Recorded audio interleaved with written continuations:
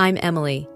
I was a 25-year-old living a quiet, unremarkable existence with my boyfriend Mike in a relationship that had seen better days. We'd been together since college, a pair drawn together more by familiarity than by the fervent passion of star-crossed lovers. Our arguments were frequent, often about Mike's disinterest in planning for the future or his latest gaming marathon that would last well into the early hours, leaving me to sleep alone. We were two people dancing around the inevitable conversation of, "Where's this going?" without ever actually taking the floor. It's not that we didn't care for each other. It's just that somewhere along the line, we stopped trying to make it work. My parents, Sue and George, were the antithesis of us. Married for over 30 years, they still exchanged loving glances and shared private jokes, their bond seemingly unbreakable. They were my foundation, the steadfast love I aspired to find for myself, even if it wasn't going to be with Mike. On the evening of the crash, I remember arguing with Mike over something as trivial as unsorted laundry. He had promised to do it, and once again, the promise was as empty as the laundry basket was full. "Can't you just do one thing you say you're going to do?" I had asked, exasperation straining my voice. "It's just laundry, Em. It'll get done. Eventually," he had replied, his attention fixed on his computer screen. The argument had fizzled out as they usually did, with neither of us truly addressing the underlying issues. Later, as I sat in the back seat of my parents' car, the warmth of their chatter was a soothing balm to the residual frustration from the argument with Mike. They were celebrating another year of Mom's life, and their joy was infectious. Then, the world turned on its axis. Headlights merged with the sound of metal on metal, and everything went black. When I awoke, it was to the antiseptic smell of a hospital, the relentless beeping of the heart monitor, and a heavy blanket of dread. The doctor's words were clinical and detached, but the message was clear. My parents didn't make it, and my legs, my perfectly normal, taken-for-granted legs, might never carry me again. The truth settled like a stone in my stomach. I was suddenly, terrifyingly alone. Mike, the man I had just argued with about laundry, was now my only connection to a life before the crash. The life where my biggest worry was whether he'd sort the whites from the colors. As the reality of my parents' absence and my potential paralysis began to truly register, a hollow despair took root in me. The future, once a landscape of possibilities, now seemed like a barren field. The hospital room was a bubble where time moved both too quickly and not at all. After what seemed like an eternity of white walls and echoing silence, Mike walked in, his parents, Janet and Bob, a step behind him. The atmosphere was thick with a somberness that made my heart sink even lower, if that was possible. Mike pulled a chair up next to my bed and took my hand, his usual bravado absent. His parents stood by the door, a united front of awkward concern.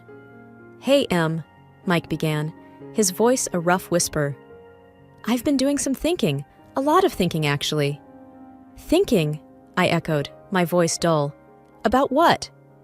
"About us," he said, and his eyes met mine, filled with an emotion I couldn't quite place. All of this, it's made me see how short life can be." I wanted to say something, to ask what he meant, but the words seemed to stick in my throat. "I don't want to wait for the perfect moment anymore because it might never come," he continued, squeezing my hand. "What I'm trying to say is, will you marry me, Emily?" The question hung in the air, heavy and unexpected. It was the last thing I thought I'd hear, especially now. I searched his face for a sign of the impulsive Mike I knew, the one who acted first and thought later. But all I saw was earnestness. His mother, Janet, stepped forward, her hands clasped in front of her. "We want you to be a part of our family, Emily. We'll take care of you." "And it's not out of pity," Bob added quickly. "It's because we love you, and we want to support Mike in taking this step." I was stunned, my mind racing. This was a lifeline, unexpected, and maybe even a little reckless, but a lifeline nonetheless.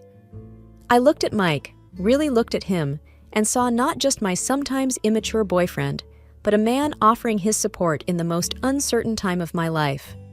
"Mike, My voice trailed off as I tried to gather my thoughts. "It's okay, Em. You don't have to decide right now. I just wanted you to know how I feel," he said, his thumb rubbing circles on the back of my hand. I thought about my parents, about the unwavering love and support they had always shown me. Wasn't this what they would have wanted? For me to be loved and cared for, no matter what? Mike, I don't know what the future holds for me, for us. But yes, I found myself saying, the words stronger than I felt. Yes, I'll marry you. A smile, the first genuine one I'd seen in days, spread across Mike's face. Janet let out a soft sob, covering her mouth with her hand, and even Bob's eyes glistened with unshed tears. Moving into my parents' house with Mike should have been a fresh start, a new chapter. The house was too big for just one person, and everywhere I looked, I saw memories of my parents. I thought having Mike with me would fill some of those empty spaces, but I was quickly learning that his presence was a reminder of what was missing, not a replacement. The first few days, he was attentive, always checking on me, making sure I had everything I needed within reach. But as days turned into weeks, the attentive husband act began to wear thin. Mike started spending more time on his computer, his headphones on, shutting me out. One evening, as I maneuvered my wheelchair into the kitchen, I found him staring blankly at his screen. "Mike, have you thought about looking for a new job?" I asked, trying to keep my tone light. "The insurance won't cover everything, and the bills are starting to pile up." He didn't look away from the screen. "I told you, Em, I'm taking care of you now. That's my job." "But I can take care of myself during the day," I pushed back, feeling a twinge of frustration. "You don't need to be here all the time." Finally, he turned to face me, his expression a mix of irritation and something else I couldn't quite read. "What do you want from me, Em? I'm here, aren't I?" I was taken aback by his tone. "Being physically here isn't the same as being present, Mike. I need a partner, not just a roommate." He stood up abruptly, his chair scraping against the tile. "You know what, Em? Maybe I need more than this too. Maybe I wasn't cut out to be a nursemaid." His words stung, and I watched him storm out, the door slamming behind him. I was left alone in the silence of the kitchen, the weight of his words settling around me like dust. I wasn't just alone, I was lonely.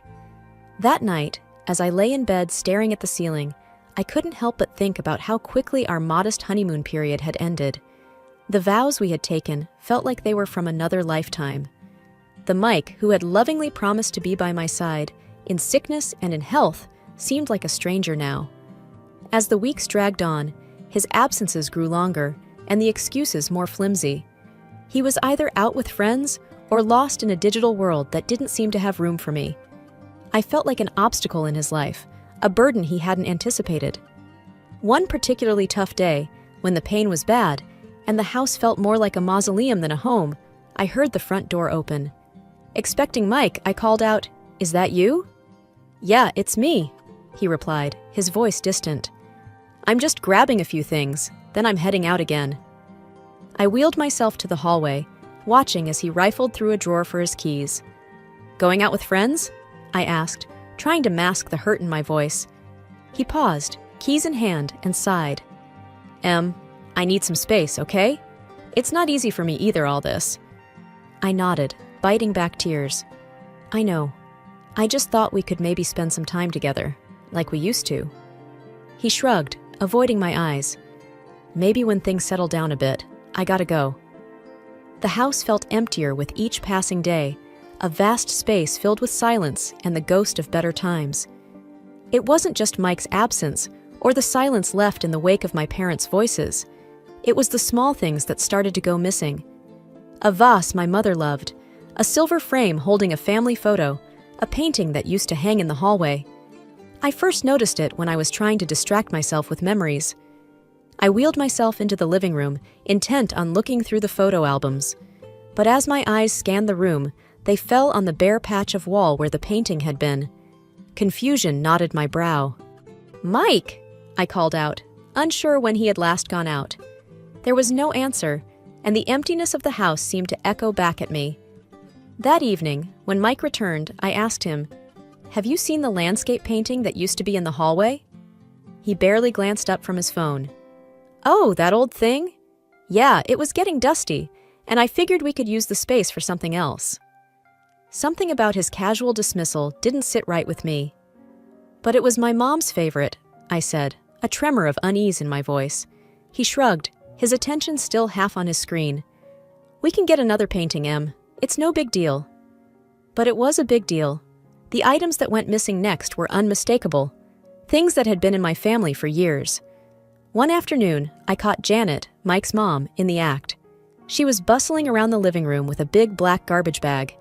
"Janet, what are you doing?" I asked, my voice sharp with alarm. She jumped, a guilty flush creeping up her neck.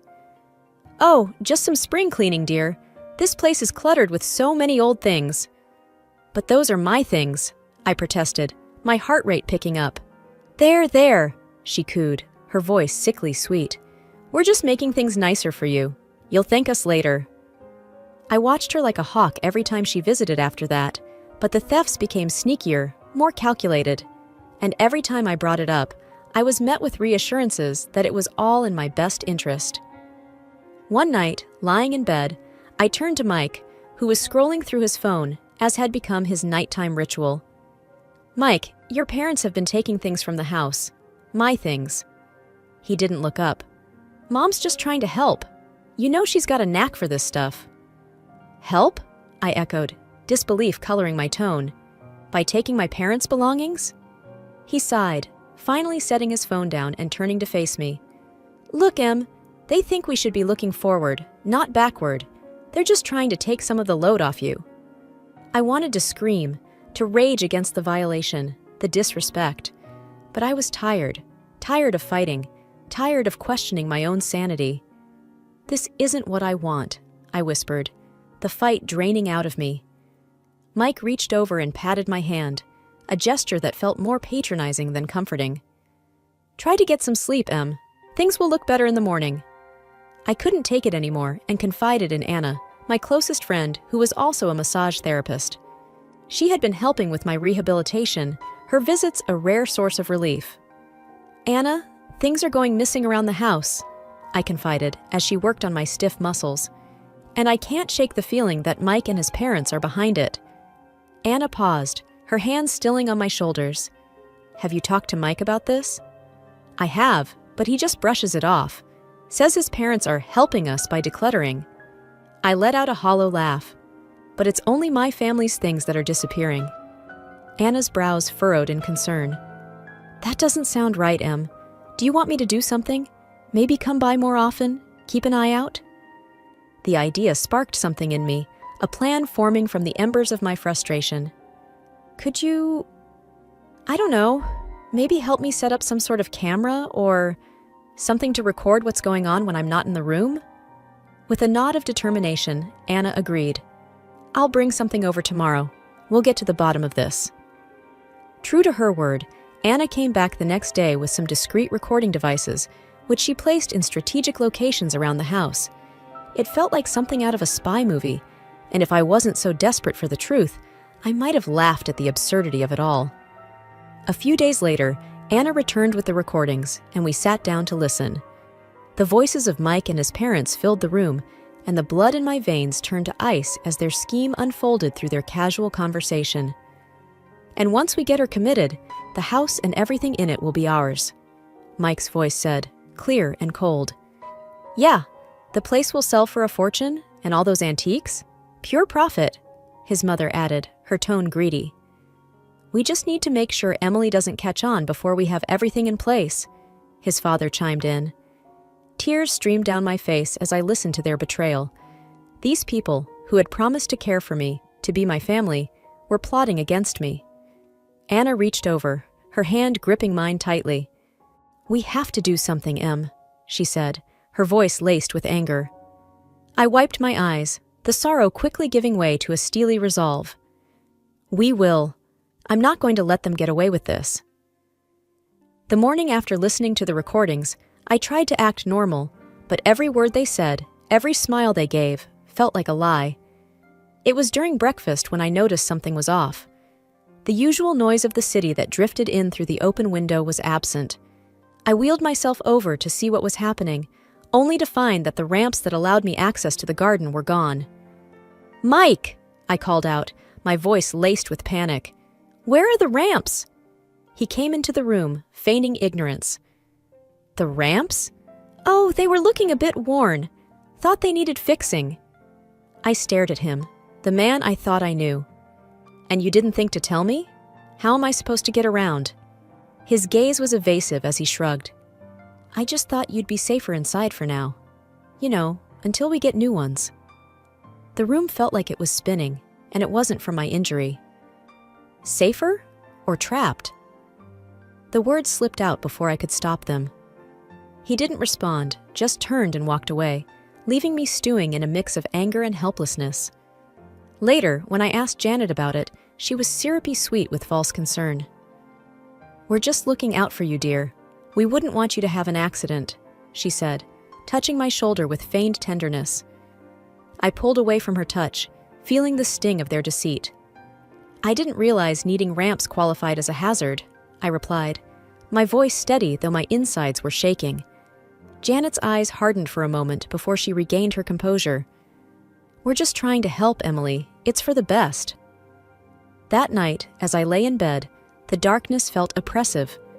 Mike was out again, probably drowning his guilt in cheap beer and cheaper thrills. I reached for my phone, the screen a small beacon in the dark, and dialed the number Anna had given me for emergencies. Anna, I whispered when she picked up. They've removed the ramps. I'm literally trapped in my own home. Her voice was firm, a lifeline in the tumultuous sea I was drowning in. Hang tight, Em. I'm going to make some calls. We're going to sort this out. Next day, I was in the kitchen when I heard the doorbell. My heart pounded as I maneuvered towards the entrance. It was Anna, flanked by a man and woman wearing crisp suits and stern expressions. They were from a local disability rights organization, here to assess my living situation. Beside them was my lawyer, Mr. Hammond, clutching a leather briefcase. Emily, we're here to make things right, Anna said, her determination matching the resolve in my chest. Mr. Hammond stepped forward. We need to establish the facts first, Emily. I'll need to see the house, check against the inventory of your parents' belongings. As we moved through the house, the representatives from the service took notes, their disapproval clear at the missing ramps and the blatant disregard for my welfare. Mike walked in during the commotion, surprise etching his face. Em, what's going on? Who are these people? I looked at him, really looked at him, allowing the full weight of my gaze to settle on his shoulders. I'm taking back control, Mike. This is my lawyer, and these are advocates for people with disabilities. They're here to ensure my home is safe and that my rights are respected. Janet and Bob entered the fray, confusion turning to fear as they realized the seriousness of the situation. Emily, darling, what is this about? Janet's voice trembled. It's about my rights, my home, and the truth, I said, my voice steady despite the storm raging inside me. Mr. Hammond is here to confirm the inventory of my inheritance. Mr. Hammond opened his briefcase, pulling out documents and photographs. We have detailed records of all items bequeathed to Mrs. Harper. It seems several are missing. Bob's face paled. Now, Emily, I'm sure this is all just a misunderstanding. There's no misunderstanding, I replied, the recordings Anna had provided playing in my head. And I have more than just missing items to discuss. Mike's parents looked at each other, the facade of the caring in-laws crumbling before my eyes. Mike stood there, silent, the reality of the situation dawning on him. Anna moved closer to me. We also have evidence of the conversations you've had regarding Emily's property and well-being. The advocates from the Disability Service spoke up. Removing access to the ramps is a direct violation of Mrs. Harper's rights. We'll be taking action.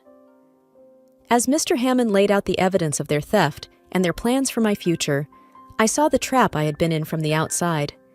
But now, the tables had turned. I was no longer the victim in their game. I was the one calling the shots. Mike finally found his voice. I can explain. But I shook my head. Save it, Mike. I've heard enough. Janet started to cry, and Bob put an arm around her, but there was no comfort to be found in their deceit. The day of the trial was a culmination of everything I had endured. The courtroom was stark, the air thick with tension. Mike and his parents were on one side, looking nothing like the family that had once promised to care for me. I was on the other, with Anna beside me and Mr. Hammond at the ready, with his briefcase of evidence. As the proceedings began, the judge looked down at us from his bench, his gaze lingering on me for a moment. "We are here to examine the evidence regarding the allegations of theft and the premeditated exploitation of Emily Harper," he said. Mr. Hammond presented the recordings, the inventory discrepancies, and testimonies from the disability advocates. The evidence was damning, and Mike's family could do little but squirm under the weight of their own deceit. Janet sobbed quietly, her sobs a soundtrack to the unraveling of their scheme. "We never meant for things to go this far," she whispered, when it was her turn to speak. The judge's voice was firm as he addressed them. "You took advantage of a vulnerable person. There's no excuse for your actions." Mike stood, his voice barely audible. "I'm sorry, Em. I never wanted to hurt you." I looked at him, the history we shared playing out in a flash before my eyes. "Sorry isn't enough, Mike. You chose this path." The gavel came down like the final word on the life I had once known. Mike and his parents were found guilty. Reparations were ordered, and they were to have no further contact with me.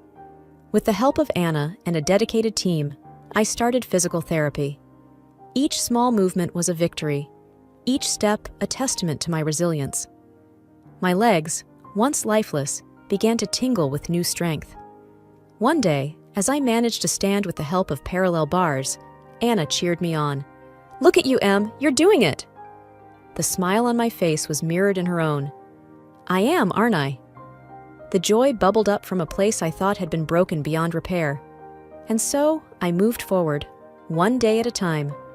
The house, once a mausoleum of my past life, was slowly transformed back into a home, a sanctuary where I healed and grew stronger.